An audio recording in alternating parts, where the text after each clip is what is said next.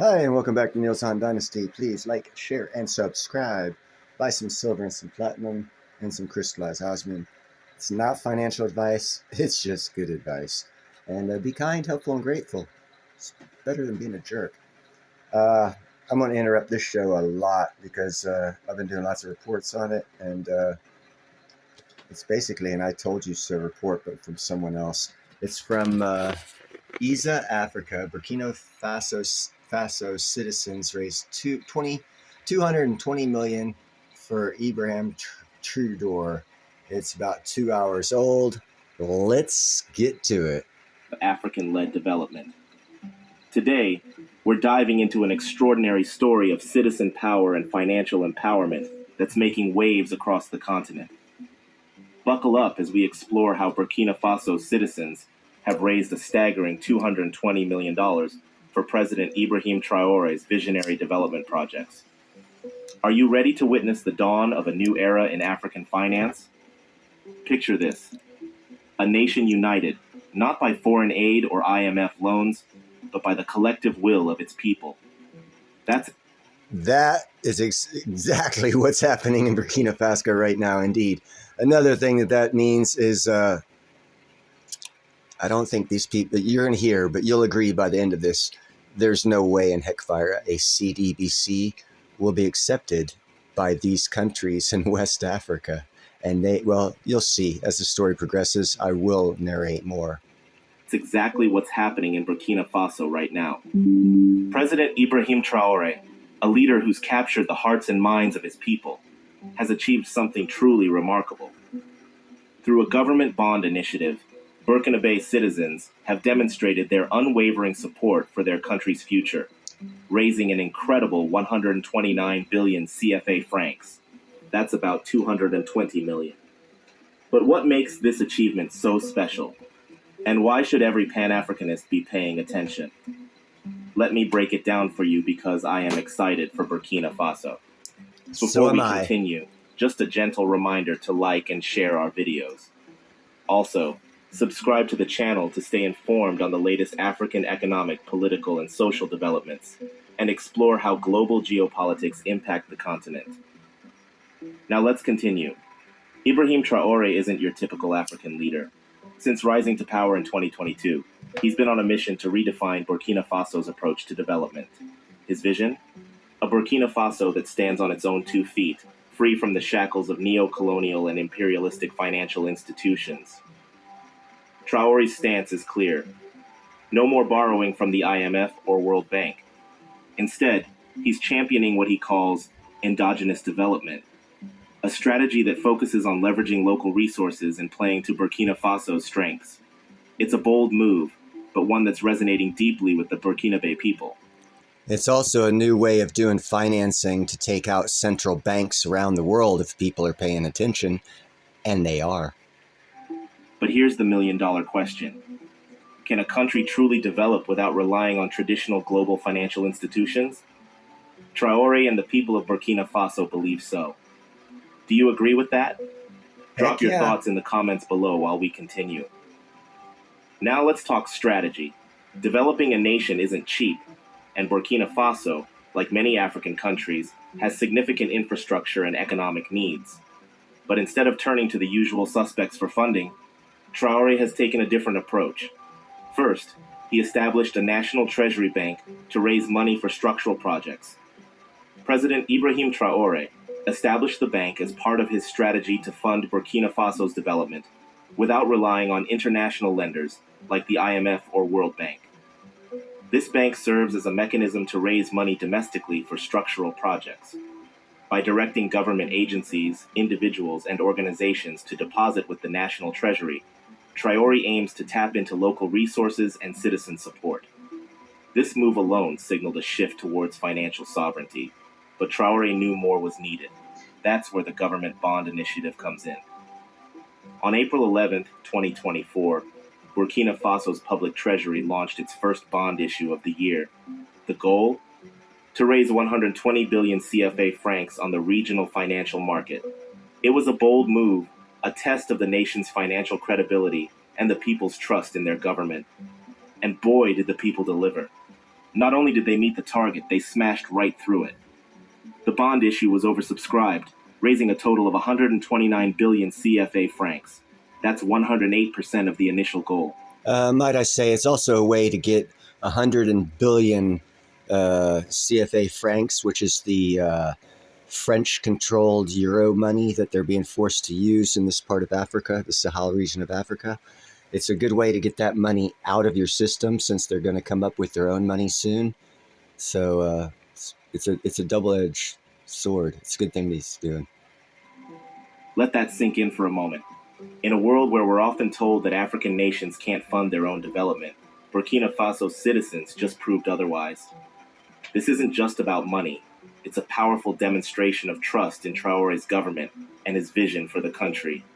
So when next Western media start their propaganda about how the citizens do not like the military regime of Ibrahim Traore, just refer them to this video. Do not forget. Let's continue. Bruno Raymond Bamouni, Director General of the Treasury and Public Accounting, put it perfectly. To go out on the market, it's a challenge. The simple fact of going on the market is the image of the country that we expose. The signature of the country is something very important. I find it interesting that they've spent so much time on their video with the $100 bill spinning around. So if people don't trust you, they won't come to your public call for savings. This oversubscription sends a clear message. The people of Burkina Faso are all in on Traore's vision. They're not just passive observers. They're active participants in their country's development. But what does this mean for the future of African finance? Could this model of citizen-funded development be replicated across the continent? Share your thoughts in the comments.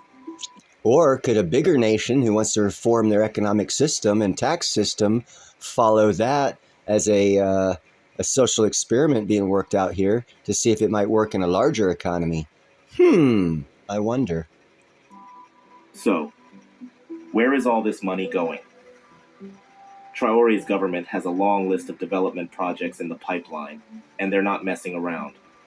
We're talking about initiatives that could transform Burkina Faso's economy and improve the lives of millions. Here's a taste of what's in the works.